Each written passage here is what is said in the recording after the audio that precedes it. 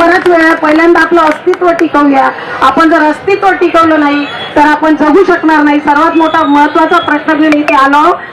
तर सर्वप्रथम तर मी जिल्ह्याची पालक अध्यक्ष असल्यामुळे माझ्या जिल्ह्यातले जेवढे लिपिक बांधव आणि जे काही कर्मचारी याकडून मोर्चामध्ये सहभागी झाले त्यांना मी खरं म्हणजे माझा ग्रेट सलाम या ठिकाणी सॅल्यूट करते आणि त्यांचा आभार मानते. सांगावंसं वाटते की सर्वच लिपिक बांधव या ठिकाणी येतात. कुठलीही संघटना असो, कुठलीही संघटना असो, कुठलेही पदाधिकारी असो, कुठल्याही संघटनेचं काम करीत असताना आपल्यावर अगदी म्हणजे इतके शेवटच्या टोकाला काम करणारा लिपिक आज इतिहासात पहिल्यांदा आपण सर्व महाराष्ट्राचे तमाम लिपिक या ठिकाणी एकत्र आलो. आपण खरोखरच अभिनंदनाच या ठिकाणी पात्र आहात.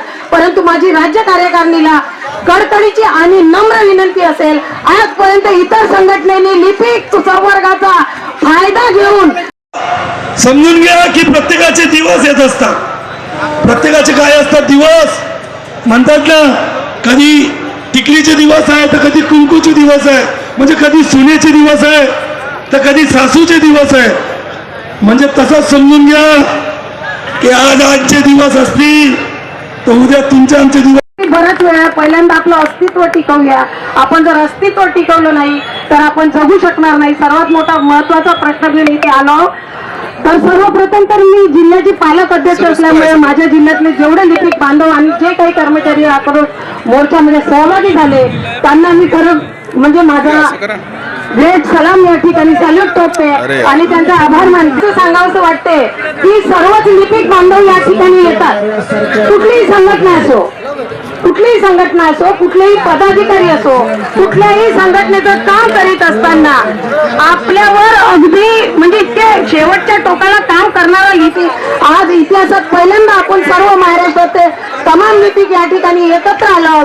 आपण खरोखरच अभिनंदनाच या ठिकाणी पात्र आहात. परंतु माझी राज्य कार्यकारिणीला कडकडीची आणि नम्र विनंती असेल, आजपर्यंत इतर संघटनेने लिपिक संवर्गाचा फायदा घेऊन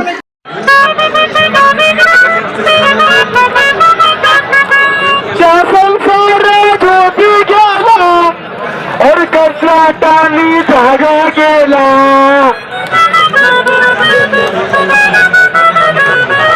शासन सारा जोती गेला और कंत्राटाने जागा गेला.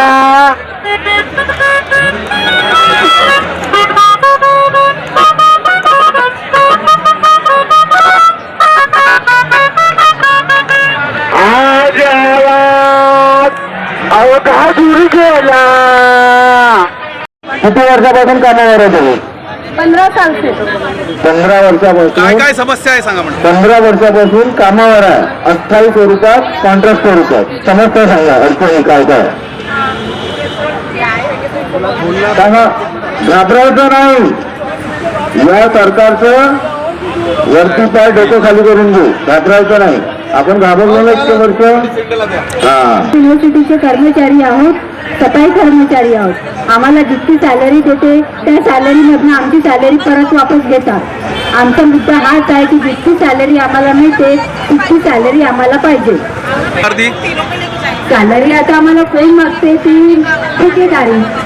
अच्छा, ठेकेदार म्हणजे तुम्हाला पूर्ण मोबदला मिळत नाही? नाही ना सर. मग तुमच्या शासनाकडून काय अपेक्षा आहे? शासनाकडून काय अपेक्षा करणार आहे? शासन हेच नाही करत आहे ना, आम्हाला प्रोटेक्ट नाही करत आहे. तुम्ही इथपर्यंत आले म्हणजे शासनाकडून काहीतरी अपेक्षा असेल ना, तेव्हाच मोर्चा काढला ना तुम्ही. हो सर, आता जे काही आम्ही आलेलं आहे तर त्यासाठी आता तुम्ही करा ना काहीतरी आमच्यासाठी.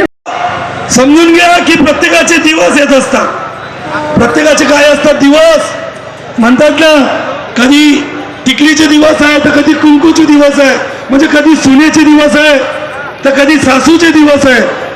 म्हणजे तसंच समजून घ्या की आज आजचे दिवस असतील तर उद्या तुमचे आमचे दिवस.